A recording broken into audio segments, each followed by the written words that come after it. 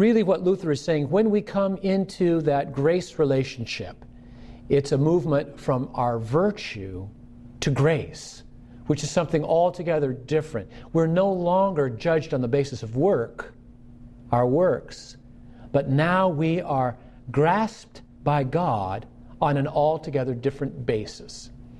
And that's why this word of justification is so radical and so profound, because everything about our lives is according to the law.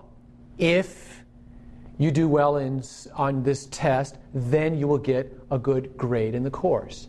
If you perform well at work, then you will get a promotion, if there's room in your company. If you take care of your car, it will last longer. All of these if-then kinds of propositions. It's all dependent on the work that you put in. You will get a reward based on what you put in.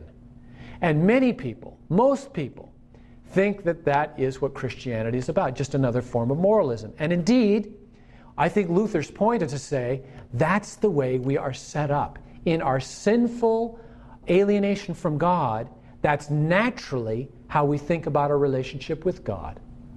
But the profound and the radical news that comes to us from God in Christ is that that is not the way we can or should relate to God. That is a way that is blocked by God. He will not allow us to relate to Him in that way. So He shows another way, and He brings us to that other way through the nation of Israel and the person and work of His Son, the Messiah of Israel.